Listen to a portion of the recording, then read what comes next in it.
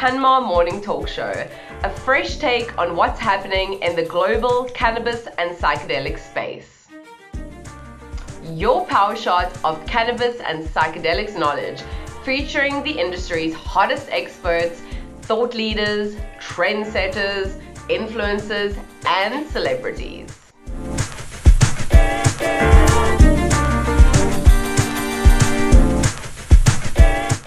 I'm your host, Melissa. Join me and our esteemed guest as we reflect on the current and future climate of the global cannabis and psychedelics industry.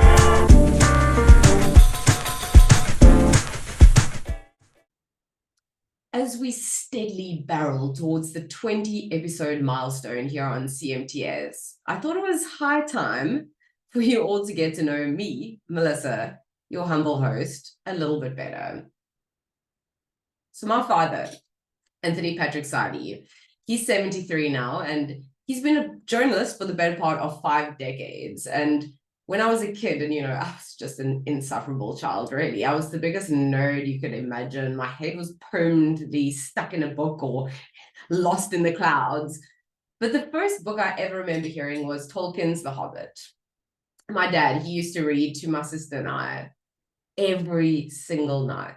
And there are so many books from my childhood that I hold so dear to my heart because of this. The point is, I blame my father for my insatiable love of literature and the written word. I remember visiting the Herald. This was the newspaper my father worked at as a child. And again, as a teen, jumping into the role of intern reporter at age 15. I thought I was so cool. And I was absolutely, irretrievably blown away by the sheer magic of it all. Back in those days, a newspaper house, even in Port Elizabeth, South Africa, was like a living organism. You climbed into this rickety old elevator that slid one of those ancient sliding gates that closed once you were in there. And as you kind of feared for your life, you could feel the life of the newspaper calling to you with her siren song as you moved up the floors. The printing press down at the bottom, all the different parts as you climbed higher in that old elevator, a newspaper coming to life on either side of you like something out of Charlie and the Great Glass Elevator. And then the news desk. The news desk, these eccentric journalists, everyone's talking all at once, and the smell of the printing press is wafting up through the rafters of this aging building, saturated in tradition and rotary ink. And as I gazed around in bewilderment at this living, breathing entity that was the newspaper, a journalist was born. And then the times, as they do, were changing. Social media replaced parchment and ink, and the career that I once envisioned drastically altered in the age of the internet and social media. But I won't bore you with all that aging millennial nostalgia and angst. What I will say is this.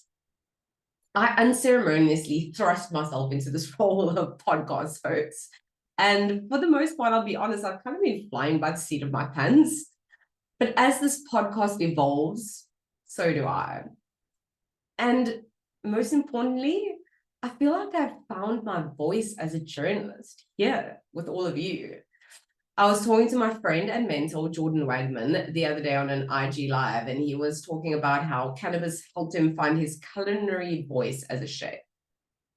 And this show, the CanMar Morning Talk Show, and by proxy, cannabis, of course, has helped me find my voice as a journalist. And let me tell you, I love every second of it.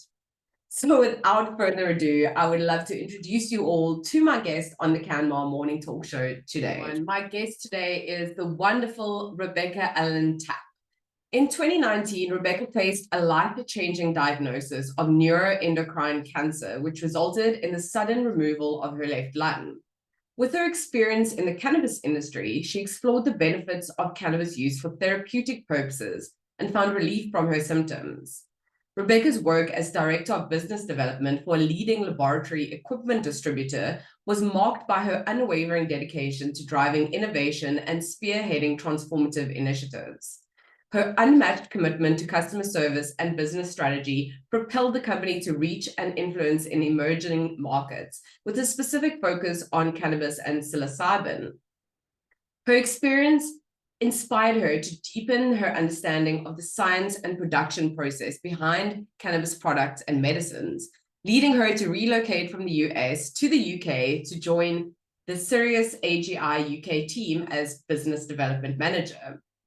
In this role, she is developing an application-specific channel with an award-winning chemical reactor company to optimize systems for cannabis.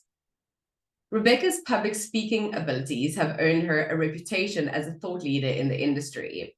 Her relentless drive and passion for excellence are evident in the way she inspires and educates audiences worldwide about the potential benefits of cannabis for therapeutic purposes.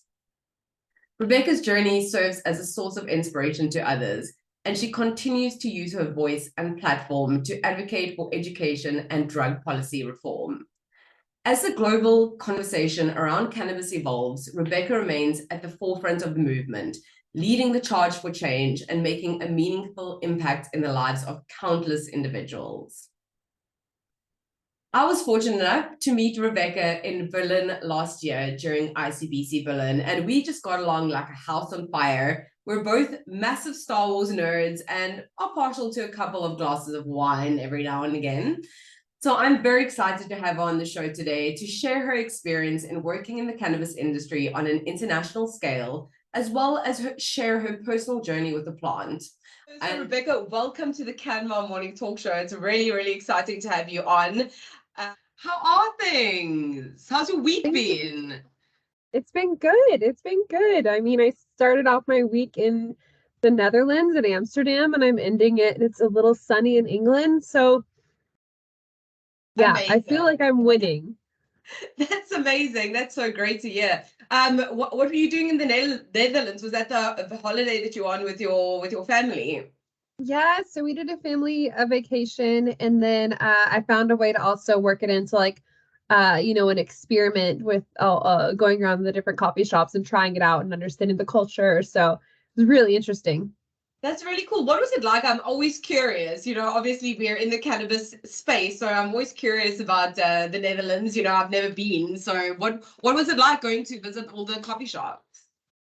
I was a little intimidated at first because I like to know exactly what kind of situations I'm walking into. So I tried Googling everything possible, being like, all right, can I take the material outside of the shop, or do I have to sit in there and consume it? Because I'm not a social consumer, right? Most of the time if I consume, it's because for me it's just part of my day, and also more I would say on the side of like wellness.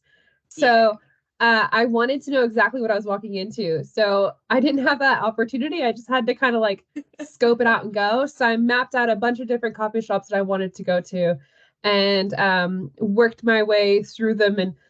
And honestly, it was really easy. It was I really like the model of the coffee shops and how they operate in the Netherlands.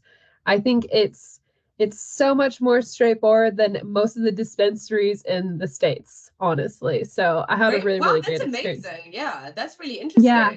The biggest thing I found is that I've noticed that because consumers aren't necessarily informed about what they're doing, the space cakes at some places compared to others, I felt like they were all generally around the same price, but the actual milligrams of THC that you were getting varied so much because they don't have to really disclose that information. They just put in how much cannabis is in there. So it's like, 0.33 grams of cannabis or 1 gram of cannabis, but you have to then actually know the potency of the starting material to then decipher how many milligrams of THC are in there. So that's, I think, where a lot of people, yeah, so I think that's where a lot of people, they either have a full-blown experience by eating a whole cake or no experience at all, because it varies from one shop to the other. That's crazy. That's really crazy. But it sounds like a really interesting and fun experience and experiment too, right? I found a way to work it into make my holiday a science experiment. Yeah. So I love that. I love that. I like to start things off is just by getting my guests to just tell us a little bit about who you are and what your personal and professional background is with cannabis.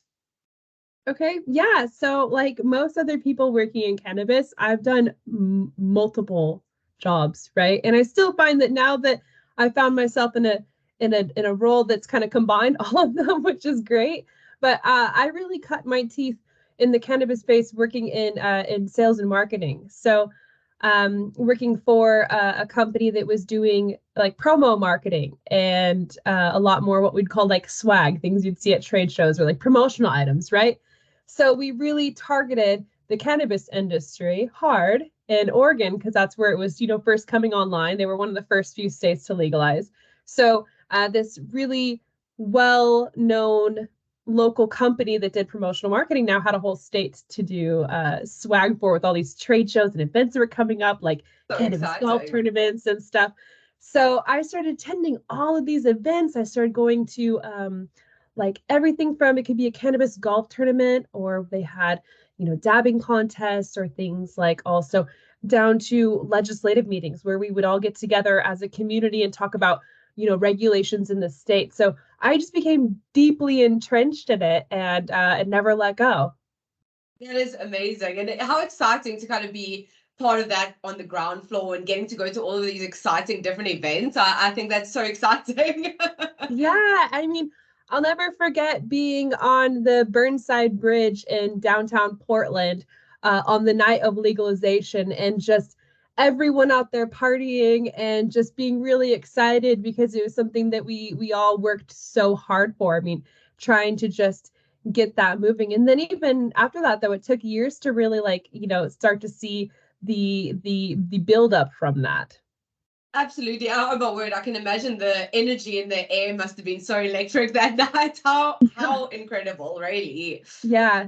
But now you're in the UK and you're working at AGI Glassworks as a business development manager. Can you tell us a little bit about your role and the company and what you guys are actually doing and how you ended up in the UK from the US? Yeah. So like I said, my journey kind of started with that in more of a sales and marketing capacity. I took that over to a company called Cascade Sciences based in Portland, which had a really strong foundation working with companies like NASA and such. Like they were really entrenched in like aerospace. So once they saw interest in the cannabis space, they started to add more products to their portfolio. At first, it was vacuum ovens and things like that. So I've always been more on the processing side. So vacuum ovens are really great for finishing up products like shatter or helping to remove and purge solvents out of material. So on that backside of the what happens in your products behind the scenes. So I worked my way up with them into more of a strategic partnership role and worked with distributors and found my way onto the floors of many labs and facilities and started helping them plan out their whole equipment process. So if they wanted to make extract or go from extraction down to CBD isolate, I would help them decide what equipment they would need to do that. Wow. And so a lot of that equipment was also from third parties. So I'd be working with a lot of the extraction companies across the states and working with them on pairing it with our equipment to help get these processing facilities online. And then as Cascade got bigger, they merged with a couple other larger brands and were eventually acquired. During that little in-between point where we were still Cascade, I decided it was best for me to break away. And I actually reached out to one of our partners here in the UK, which is AGI, and said, hey, let me come over there and build up a cannabis channel for you. I think that Europe's going to be a great spot. I'll come over and put in the hard work and let's do it. And they said, come on board, let's do this. So that's now I'm incredible. here. That's incredible. And it's really amazing, your journey. You've really been able to see a lot of the different like moving parts of the industry. That's something that I always find fascinating about the cannabis space, is that there's so many things happening, right? And it's really exciting, and you get to see things from behind the scenes as well. Yeah, I really enjoy what's happening from the chemistry standpoint, what's happening in the processing. I've always been a big fan of science. So things like understanding the potency and understanding, how the product, starts off at a plant and becomes an isolate. How does that process look like, And then I like to educate others on it. So I can say, if you're looking to have a distillate, this is how it's made. If you're looking for a CB isolate, this is how it's made. If you're trying to get these benefits, this is what I would look for instead, or explaining different extraction methods. That's the area that I really like to geek out. And so it's been a perfect position for me to be more on that processing side. That's really cool. And I must say that for me, the science goes right over my head, but it did for me too. It's really interesting, and maybe you can kind of try and break things down a little bit in layman's terms of some of like the intricacies or technicalities of the products that you work with at AGI, and what are you guys are actually doing at the moment? Yeah, so where I'm situated, AGI stands for Asahi Glass Plant Inc. And AGI is a really well-known Japanese chemical processing company that focuses on glass and has been around since the 1950s. So Wow. yeah, and we have a really large global footprint. So we have subsidiaries in Switzerland, also in the UK, in the US, and in India. And a lot of those are manufacturing sites as well. So in the UK specifically, our focus is really heavy on reactors. So we used to be a company called Syrris, which we still are, but now we have like this branding overlord, which is AGI, which is great because it's given us the power to grow. Overlord. That's great.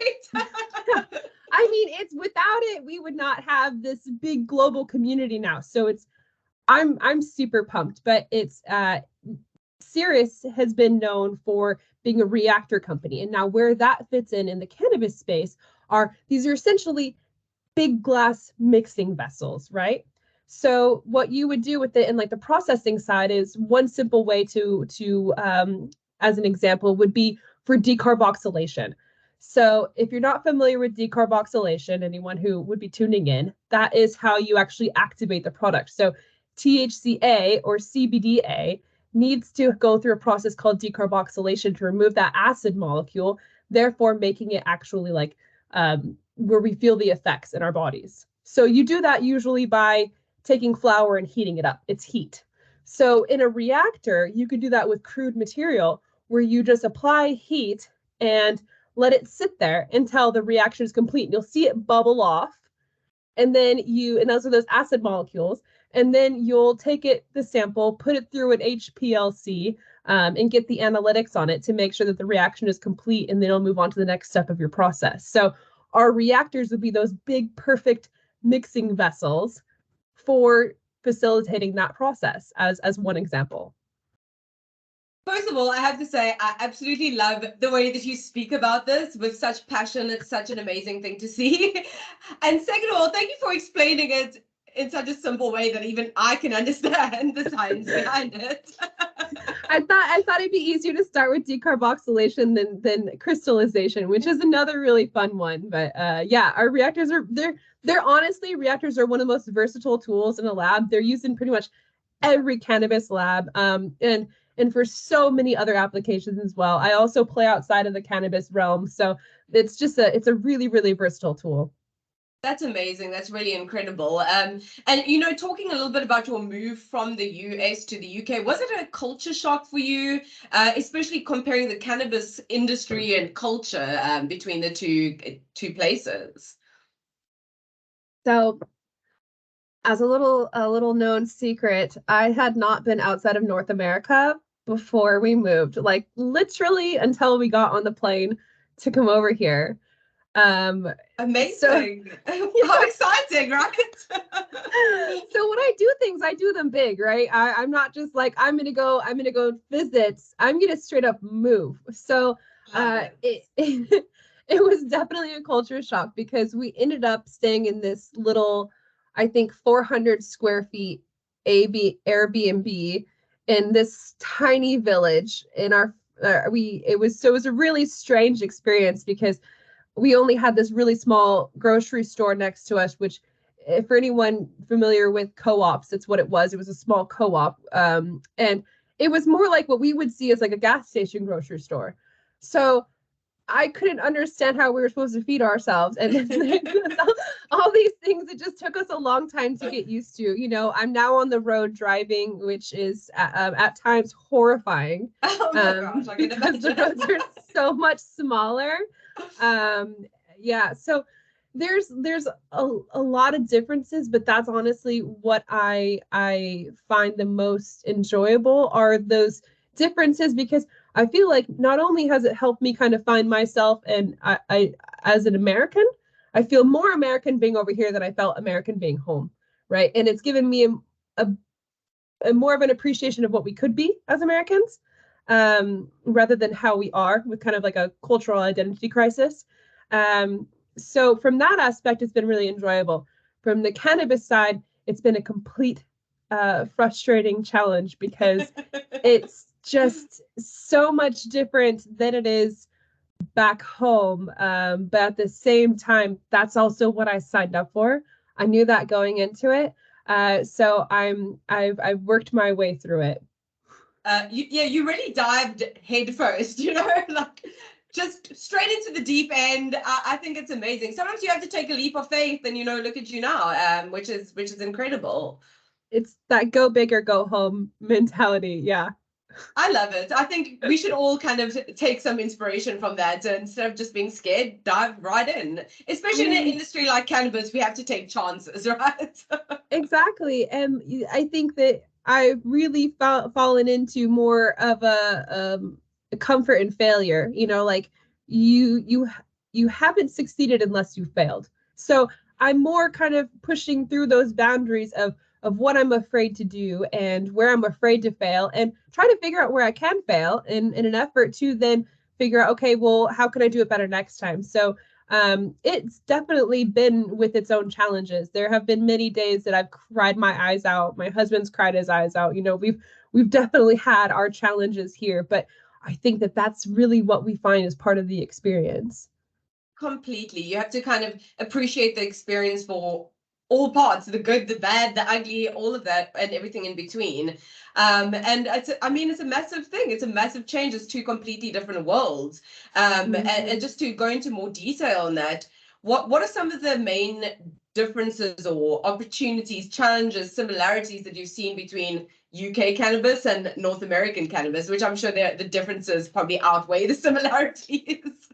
Yeah, I mean, I think the first and most obvious is availability. Availability, it's much more available in the US, even in states where it's not legal now. I think just because the overall stance on it has changed. So it's much more available for easy access in the States than I think it is here. Here, you either have to get a medical prescription or know someone, right? And then the knowing someone is so different than it was before it was, legal or there was medical. So it's just that those efforts you have to go through.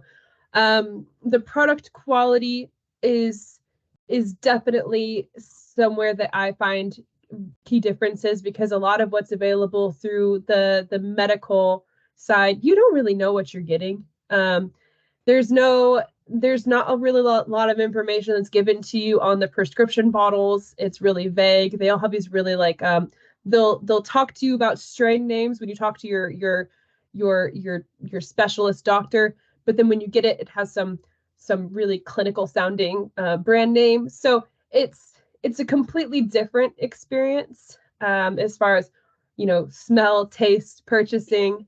The actual prescription side is quite challenging, because you have to have two tried treatments. So you have to demonstrate that you've attempted two different treatments before you can actually even go and apply for a prescription through a specialty pharmacy. And then because it is its own process, it has nothing to do with your GP or the NHS. You have to get your healthcare summary from your GP, which most of the time they look at you and don't know what you need. So you're trying to tell them, I want to get a cannabis prescription. Can you please print out my healthcare summary? And then you take that to the specialty clinic you're trying to apply for. You have to select one condition.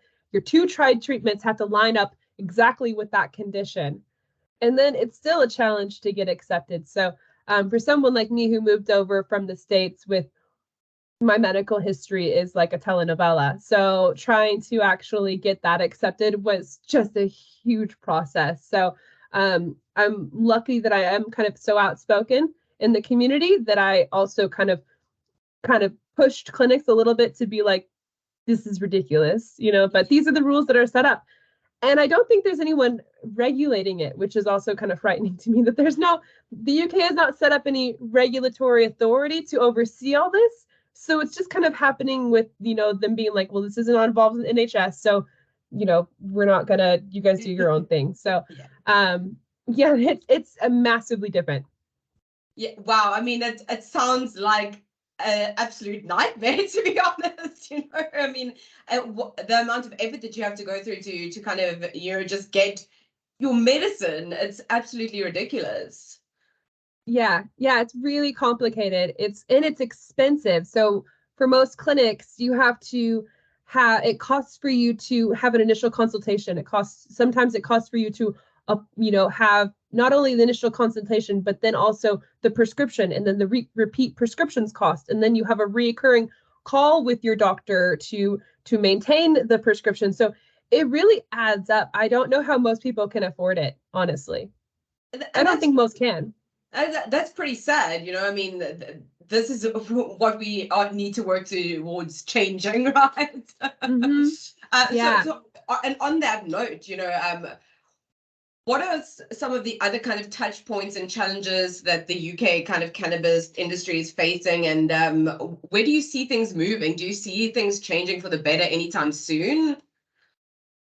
Yeah, I do think that they will continue to change, because there's more and more people speaking out and adding their voice to the collective voice. So I think that the conversation's only getting stronger with the more voices added to it.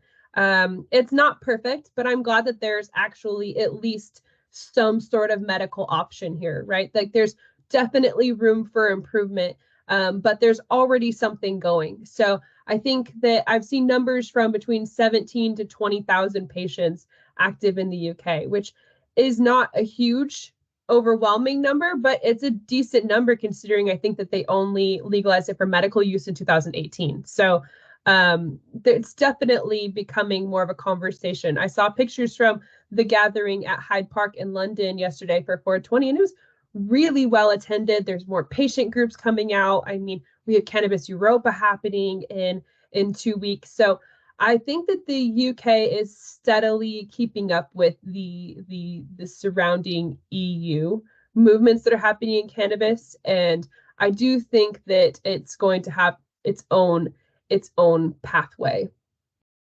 Yeah, I think what's happening in Europe, it kind of puts a little bit of pressure on the UK, to kind of step up the game and be part of the conversation. Yeah, well, and I mean, the UK's already had such a strong history. I mean, with the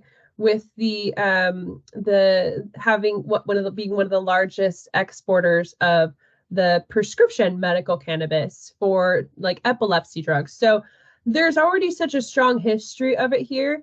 And then we also have that it's not as strongly classified as it is in the States. Like, that's another key difference that I've noticed here versus in other parts of Europe compared to North America, where it's a Schedule 1, so it's right up there with heroin. It's of the hardest of the hardest drugs, right? Which is insane. It's been deemed not suitable for any medical application, yet it's legal in 19 states and medical, I think, in 37. So but here in the UK it's a Schedule B, so it's around with like Xanax and stuff. It's seen as like it's still considered a drug, but it's not up there with like the harshest of penalties. Yeah, exactly. And it was a Schedule C not too long ago, and then they moved it up to a B. So I think that it's seen as it's something that there's still a stigma surrounding, but it's they obviously see that there's medicinal benefits to it. I think that they just don't know how to regulate it or control it, and that's where part of the problem is. And I think that's the same thing with obviously what we're seeing in Germany, is that there's just it's really hard to regulate something you can grow in your backyard. Yeah. That's a very good point. And just pivoting back to something you said about the 420 and what was happening in Hyde Park for 420. Were you there? What did you do to celebrate 420? So I took a tolerance break for 420 because I just got back from Amsterdam. Yeah. I could like pre 420. Mine was most of the week leading up to it. So I slid back into my work routine and celebrated quietly at home, trying to still, metabolize all of those space cakes I ate last week. Yeah, like I said, I'm not a big, I mean, so I'm an anxiety patient. My cannabis prescription is for anxiety. I've pretty much always used it for anxiety. I'm very lucky that even with my surgery, I don't have a lot of pain, but I have crazy amounts of anxiety, and it comes on out of nowhere. It flares up my heart and does all this crazy stuff. So I'm not a big social smoker because I feel like that actually makes it worse for me. I'll find that my anxiety actually will tick up trying to figure out how to talk to people while under the influence. So I'm usually I like to do it at home and consume by myself and used to chill out. So I think the idea of going to Hyde Park, I would probably have to just go sober or have some like CBD or not take my medicine and just hang out with everyone, because the idea of just being outside with that many people and having to talk to them would probably just send me very into a panic. Overwhelming. Yeah, absolutely. Totally. Yeah. I hear you. And maybe we can just talk a little bit about your kind of history as a medical cannabis patient. Maybe you can share a little bit about, I know it's a long journey, as you said early on, a bit of a telenovela, but maybe for those who are watching or listening who don't know your story, maybe you can share a little bit with us today about that. Yeah, and it'll end up teaching everyone some new words too. So this is an English lesson too, guys. Yeah, it's a little bit of a medical lesson. We're gonna learn some. So I've had hormonal issues like many other women I know since I really hit that age, right? So I've been dealing with a lot of hard to pinpoint things. I thought maybe I had thyroid issues and all these things. And it went on for a really long time. So I've been having medical tests since I was about 16, 17 years old they couldn't find what was wrong with me, all kinds of weird symptoms. And it came to a head in 2019. I had a persistent bout of pneumonia that actually wouldn't go away. So my lung hurt for months after having pneumonia. And it got to the point where it was so painful that I kept calling my doctors and saying, listen, I'm 30. It shouldn't be hurting to breathe all the time. Yeah. So after a couple x-rays, they still were reassuring me that I was fine. One night, I just was in so much pain, I called an ambulance. And I'm lucky that I did, because not only did I have residual pneumonia stuck in my lung, I actually was at the beginning stage of sepsis. So it took 5 days in the hospital for them to really get the infection out of my body. And during that, they were doing all these tests and they found a tumor in my lung. So they had to rule out all this stuff. And it turns out that I had a really rare type of cancer called neuroendocrine. So that's our first complicated word, neuroendocrine, which is incredibly vague, because neuroendocrine, it covers basically most of your bodily functions, right? So these tumors can show up anywhere in the body, from lung, breast, brain, liver, GI tract. And there's been some really famous, like Steve Jobs actually had it. That's what he died from, in the pancreas. And I think it was also Ella Fitzgerald, I want to say. She also had it as well. So mine was situated in my lung, and it was about the size of a golf ball, had been growing for anywhere between 10 to 15 years. And it had trapped pneumonia behind it. Yeah. So I had known this cancer had been in me. I knew something was wrong. Yeah. So you were listening to your body. The doctors weren't. Oh my God. Don't even. So I had this procedure, second complicated word, called a pneumonectomy, which is the removal of the entire left lung. And that wasn't their goal. Their goal was to save my lungs. So when I woke up, that was the first question I asked. I turned to my husband and said how much was left. And he said they took it all.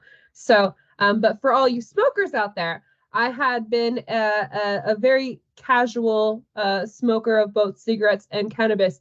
And when they took out my lung, it was bright pink. So it will say that you don't always have to fear that that's, that if your lung is a tar lung, just try to take best care you can as your lung health. But I thought that was interesting. So after that, because of the surgery, my heart has moved. So my heart is now like towards my armpit. Oh, wow. All my organs have moved around. Yeah, so I can't get CPR if someone needed to get CPR, you couldn't get to my heart. My skeletal system has changed. So my esophagus is now over here. And I have scoliosis. So there's a bunch of things that happen post, treatment that people don't think about. It's the quality of life afterwards. So that's actually one of the things that I've been fighting for with regards to having had cancer, is that most of the time you see people focus on cannabis for cancer treatment or for the pain. And I don't live in pain, but I live in fear sometimes, because the type of cancer I had was in my body for so long, and the chances of it coming back are pretty significant. So I have to get monitored for the rest of my life. And there's a definite quality of life aspect that goes to that. So I've been really using not only educating about neuroendocrine cancer, because people usually don't find it until it's too late. And because it grows so quietly and so slowly and has very little symptoms. So I'm big on championing that. And then also for cannabis use for cancer patients for life beyond the treatment, because there's so many more things that we have to think about. 100%. I mean, in your case, your whole body changed inside. I mean, my entire body changed. Yeah, exactly. I would probably be, if I felt the need to eventually donate my body to science, I bet I'd be a really interesting case. Absolutely. Yeah. And I think it's really scary, and I think that it's incredible what you do to kind of shed light on these things, because, as you said, this was growing inside you for 10, 15 years, and people have no idea about this type of cancer. I mean, people are not speaking about it.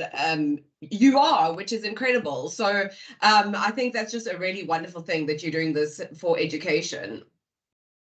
Yeah, I mean, I think because that's part of the problem is I can't tell you how many people specifically in my cancer groups that are young women of reproductive age that have found tumors in their lung, because I already had a rare cancer. Neuroendocrine cancer is already really rare, and only 20% of neuroendocrine cancer cases end up having a lung tumor, like myself. So I'm the rare of the rare. But then, you know how many women my age have also ended up with tumors in their lungs that they found just because they had a persistent cough that didn't go away or things like that. So I think that there's areas that we just don't know why these cases are on the rise, and it's often sometimes it's too late when you diagnose them. So it's good just to hear about it and learn the symptoms, and so that way you can have these open conversations with your doctors. Because I was dismissed for years when I was bringing this up to my doctors, and they have a saying because of that. There's in medical school, they're taught that if they hear hoofbeats to think of a horse, not a zebra, because they don't want them chasing down all of the crazy medical pathways that could be the anomalies, right? So that's actually become the ribbon and the mascot for rare diseases has been the zebra, because it's to show that we can't always assume that it's not the unusual, because it's best just to rule the unusual out rather than assume it.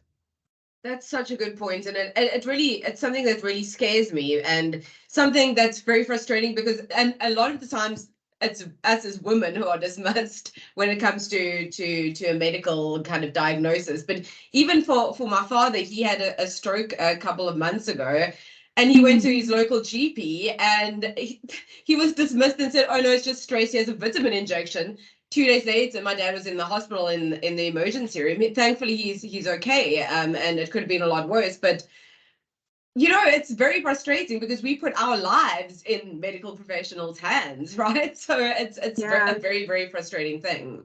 Exactly. But I feel like that's why so many cannabis patients and psychedelic users have gone the alternative healthcare and wellness route that we have, because we have a little bit of a distrust for the modern medical system. And I think that's because at the end of the day, these doctors, they're human. They have to look at us like a statistic, like they have to look at you along with everyone else and make their best judgment on how to treat and diagnose. So in places like America, where it's a for-profit healthcare system, they'll throw every test at you because it costs money.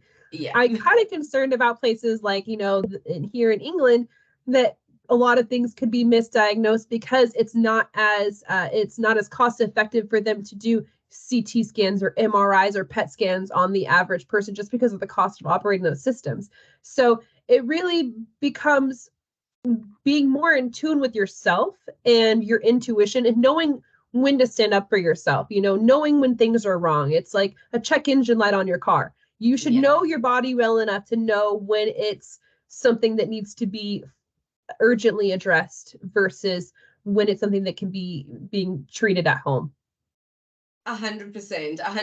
And this is also something that I find very interesting about the cannabis industry is, whether people come from a legacy growing background or people have used transferable skills like you and I to become part of the industry.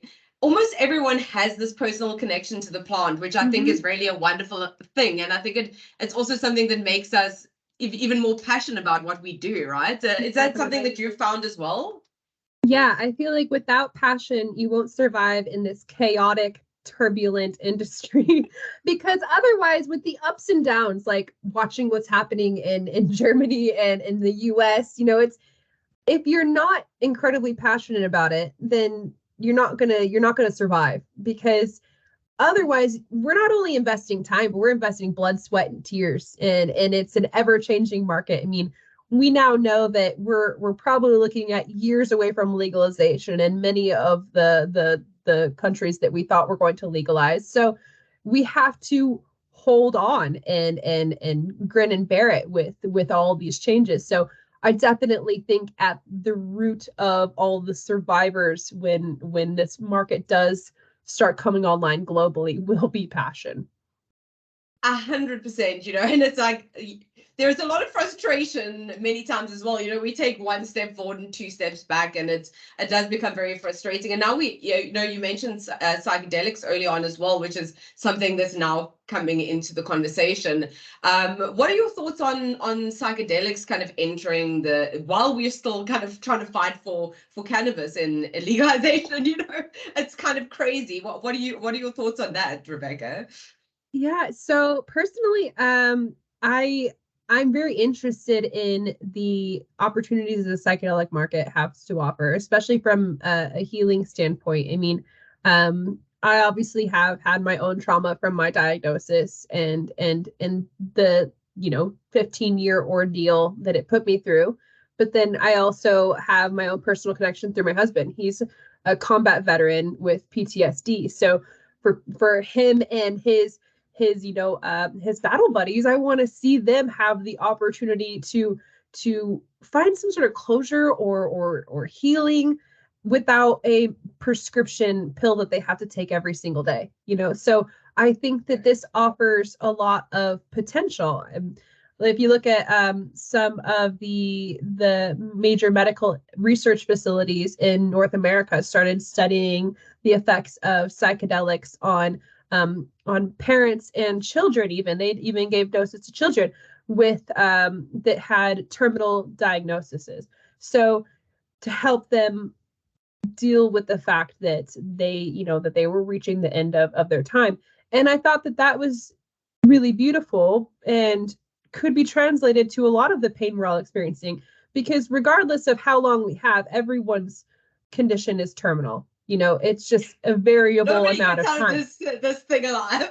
Yeah, you either know that it's coming or you don't know, but you still know it's coming. Yeah. So I think that fear plays such a big part in how we all operate on a daily basis, that I do find that if we were to tap into that and find a safe way to deal with all of that trauma and fear, then we would all have a better quality of life. So I definitely see the benefits, and I also see why major corporations and governments could be a little bit fearful of that renaissance as well, because we saw how scared the US was of it in the 1960s when there was that big, cannabis and psychedelic renaissance and the way people started thinking. So it'll be interesting to see. Yeah. Yeah, absolutely. And I think that everything that you said is so true. It's like the potential of plant-based medicine in general to just kind of change the way we heal and live our lives. And that's an incredible thing. And of course, what you were mentioning early on about education, and I think we can all agree that education is very important in moving the industry forward and breaking down the stigma. And there's also a lot of misinformation, I think, online, and there's a lot of shadow banning on social media. And I know that you're passionate about education. You do that on your channels, social media channels, all the time. So my question to you is, how do we go about doing this responsibly? How do people filter through all the bullshit and find good educational content? I think that there's a lot of challenges there, because all the people who are releasing educational content, it's from personal experiences or personal research, right? It's like there are some companies who are doing it. Like I don't know how I feel about brands, like pharmaceutical brands, marketing to patients, because I feel like that's kind of a gray area. Whereas if it's in a recreational space, it's a little bit different, because it's no different than alcohol, tobacco, or any other, product targeting. But when it comes to like medical products, I always feel a little weird about that, especially coming from America, where we're basically like marketed medicine all the time. But with anything that's on social media these days, I just feel like it's the responsibility of the consumer to do their research. If you find out a really cool fact on someone's Instagram page, like mine, fact check me, look for it online, research, and don't just accept what you see as gospel. Really make sure that you're grasping it, you're understanding, asking questions, having dialogues. I think that's important. To be an informed consumer, you have to inform yourself. So as much as I like more people getting on the education bandwagon, be it individuals or brands, I think that it's up to the viewer and consumer to make sure that they understand what they're receiving. That's a really good point, because I think that many people often they don't do that, and they just read something like, oh, this is what I read, and maybe do a little bit more homework. So I think that's part and parcel of it. Yes, we can put out information, but it's also up to the people receiving it to make sure that the info they're receiving is actually accurate. Yeah, and I feel like that across the board. That's like not just with cannabis. That's like political news. We all need to just start really making sure we understand things that we are being subjected to understand the truth behind it and develop an opinion. An opinion needs to be well informed. So it's up to us to learn to research. Absolutely, because in this day and age, we're oversaturated with social media and overstimulated with all of these things. And it also brings to mind that photo of the Pope wearing that big coat and how many people actually believed that it was real. And so, that's just an example. Exactly. Yes, in the day and age of Chat GPT and more of that, was it Mid-Journey? We need to see people actually use their abilities to research and fight confirmation bias. Educate yourself. It's going to become more and more important. Yeah, let that be a message to everyone. Educate yourselves. Yeah, do your own fact checking. Don't rely on social media platforms to regulate it. Do it for yourself. Yeah, 100%, 100%. And I'd like to just change lanes a little bit now and broach a subject that's a little bit more serious, and a topic that is also very important to me as a woman. And whenever I have a woman on the show, I like to ask about her experience in a typically male-dominated field. And I know that you were involved in a particularly uncomfortable situation at an event recently. Would you be willing to share the story of that and let us know what happened?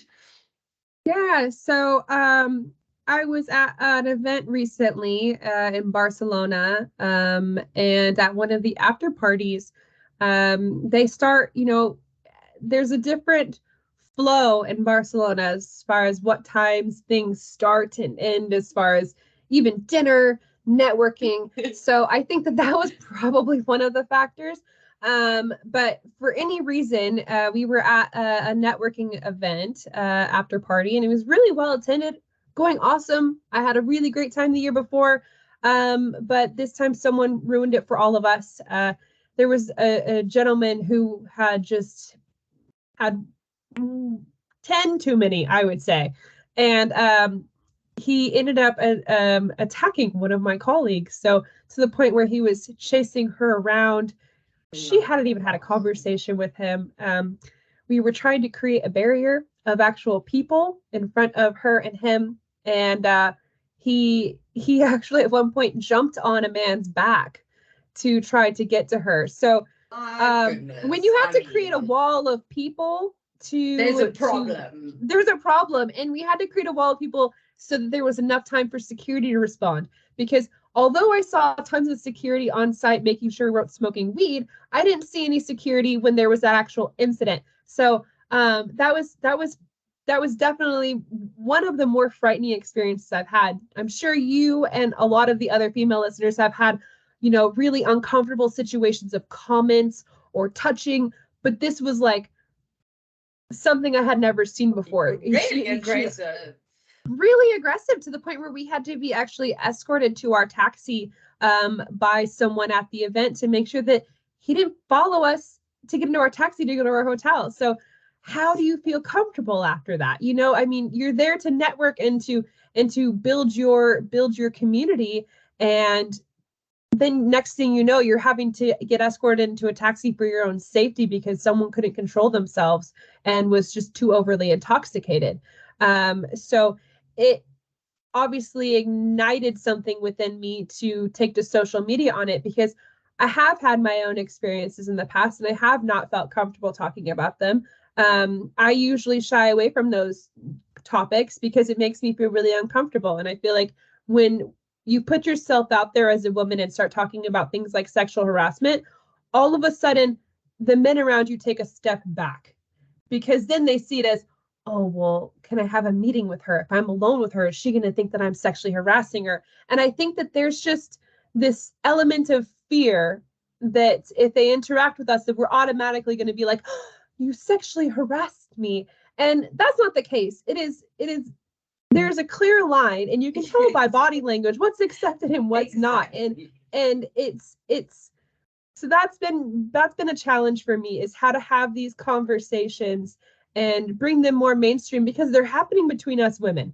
We're having these conversations with our girlfriends, with our friends that we just meet and became lifelong friends with at events, but we're not having them with the men. And I feel like it's because of a fear of them either thinking it's, oh, she's a victim, or, oh, well, it's because of what she was wearing or how she acts, or, oh, it's now I can't interact with her because she's going to assume that I think this way. So it's a really tricky subject to navigate. It really is. It really is. And, it's like almost the same way as, as soon as you want to stand up for women's rights, you paint it as a bra-burning feminist who hates men. And that's simply not the case, And it's very frustrating that it's so difficult for us to have these conversations as women with men and not be painted as, oh, we're going to just call sexual harassment on everything that you do. 100%. Like I'm very grateful that Cannabis Europa reached out to me after that with my post and was like, we want to collaborate with you. We want to add you into one of our greenhouse sessions to have a topic on it. We trust you. You build something around this. And I literally sat there and thought, how am I going to fill these seats around a conversation of sexual harassment when I feel like this is the audience that would be the most afraid to attend these conversations, because it is heavily male dominated, these trade shows.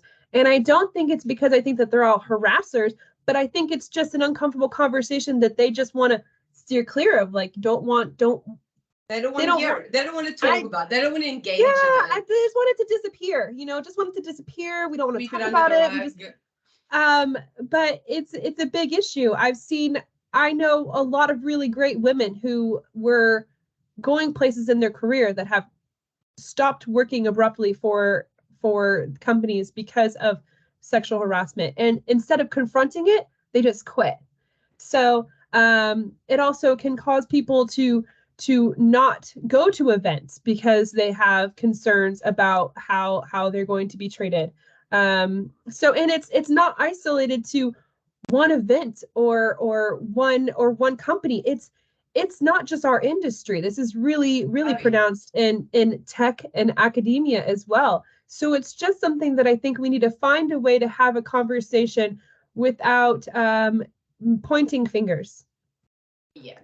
100%. And that's so true. And it's prevalent in many industries, as you mentioned. And also, as you mentioned, these kind of events, they're a great way to network and connect. But when we as women feel like we can't attend because we're unsafe, the men are not losing out on the networking opportunities. We are. And, I had the similar experience, not as aggressive as what you experienced in Barcelona, but when we were in ICBC, it was with a mutual friend of ours, and I looked at her and I could see this man was getting all up in her face, all up in her space, and I was thinking something is not right here. As women, we have this spidey sense, you can see on her face, and we locked eyes, and I was like, something's not right. And then you step in as best as we can, but it shouldn't be that way. And there are tons of men around that none of them thought to kind of step in and kind of help the situation. So I guess it's a layered thing, but do you have any thoughts on how we could try and overcome this and make the industry a safer space for women? What is it's a layered kind of question, I guess. Yeah. I think building a code of conduct. So that's one of our plans with the Europa panel next week, or in 2 weeks from now, is to start talking about code of conduct, have these conversations. I think going back to what we learned in grade school, we all learned about bystanders, right? That the bystander is just as guilty in a way as the perpetrator, because we're watching something happening and we're not doing anything about it. The same thing you hear on the UK train system. See it, say it, sort it. We've all heard that a million times. Like, we have to get comfortable checking in with one another.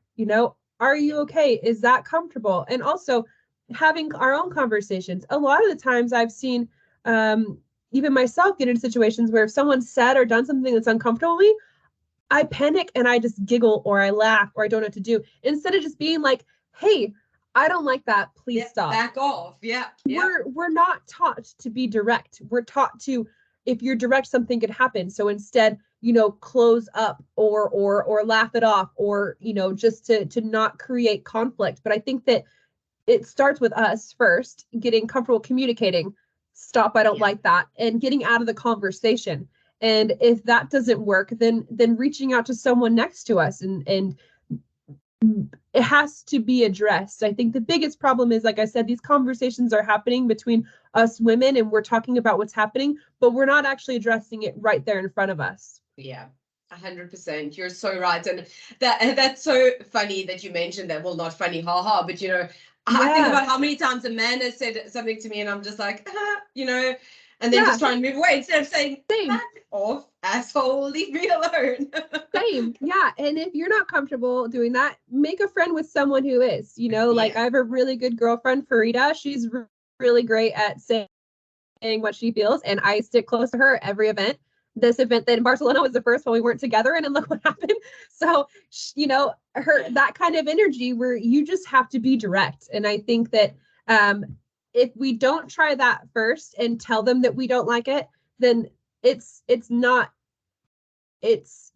to, it could potentially escalate, or it's not going to change. Yep. That's a very good point. That's good advice for women, I think, as well, out there who are attending these events and having these things kind of happen. Do you have any other advice that you would give to women in the cannabis industry, whether it be in terms of this kind of situation or just in general as a woman in a male-dominated field? Learn everything you can. Don't let someone put you in a box. I I I love being underestimated. And I think that that's something that we should see as our superpower. Many times, especially as a mother, I've been, looked over for promotions and positions, especially ones that included traveling, because they're like, oh, you're a mom, you don't want to leave your kid. So not being afraid to just go for it, go for failure. I think a lot of times, like another thing is women, we're afraid to fail. I think that seeking failure, try to fail, see how many times you can fail, and go for things that seem like they're too big. So I think that for us specifically, it's getting outside of our comfort zone and not letting anyone put us in a box, making sure that if you are underestimated, that you see it as a strength and channel that, and never stop research everything. Like I'm big into studying all the time. I'm constantly looking in ways of personal development. If I could take a class, course, certification program, watch YouTube videos, like things in the morning. Never stop learning and trying to challenge yourself. Get podcasts on things like about psychology, audiobooks on psychology. Learn how people work and then use that to your strength. So I think really understanding how like human behavior is really helpful for getting ahead in any career. That is so true. And I totally agree with you. That's something that I also always kind of advocate for, is always keep learning. You're never too old to learn something new. And I think a lot of people, they just think they know everything and they stop learning. And, that's you're doing yourself a disservice by not continuing to just learn and grow and be a better person. Yeah, you don't know what you don't know. And be honest about that. That's been one other thing I would say as my last little piece of advice is be honest about what you don't know. Don't try to, I don't know about fake it till you make it. Because sometimes I feel like you get yourself in these situations where you don't know what you're talking about. Be upfront and honest. Just be authentic. I don't know, but I'll find someone who does, or I'll find out myself and get back to you. And then put in the effort. I don't know, but I'll learn. I'll find out. Yeah. I'm sure I can learn how to do that, and Yeah. And if anyone wants my audiobook list or my, I'm happy to share that as well, because I have a lot for different things like psychology and for understanding how to operate in behavioral settings. So yeah, I'm going to hit you up for some of those as well, because I also like to learn more about these things. But, as we kind of start to wrap up here today, Rebecca, what are some things that you're excited about for the rest of 2023? Any exciting things of course, you'll be at Canada, Europa. When is this happening? It's May 2nd and 3rd. So it's pretty soon. Is there anything else that you're excited about in the coming weeks, months, for the year? Or any hopes, dreams, aspirations? Yeah. So as far as like events go, I'm obviously really excited for Cannabis Europa, but I'm also speaking at the CB Expo in Berlin. I believe it's the Expo. It's one of the CB company events. Yes, that's happening in Berlin. I actually just spoke to Ben.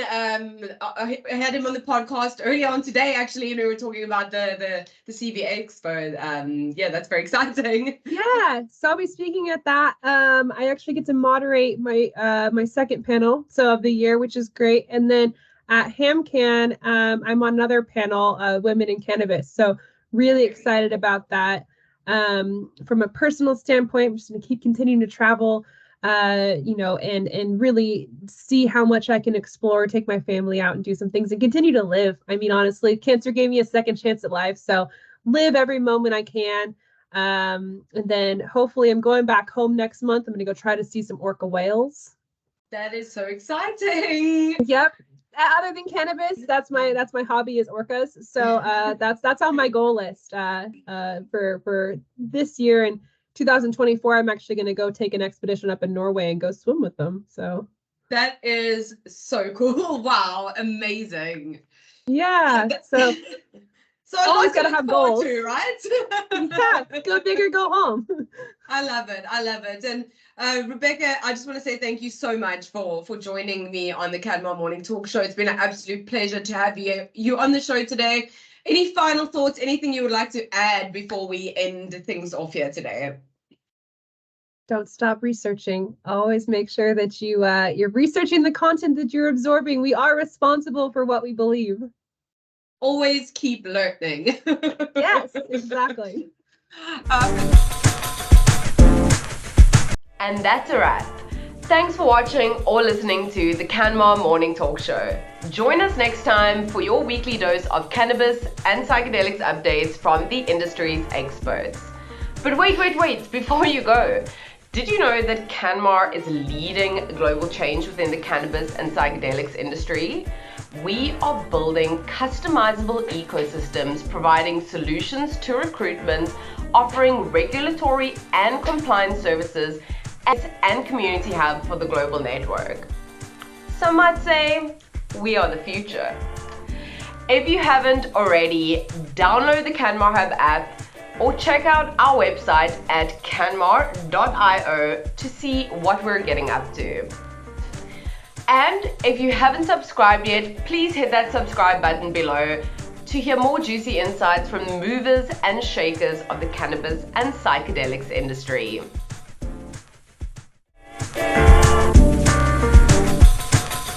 Until next time, stay dope.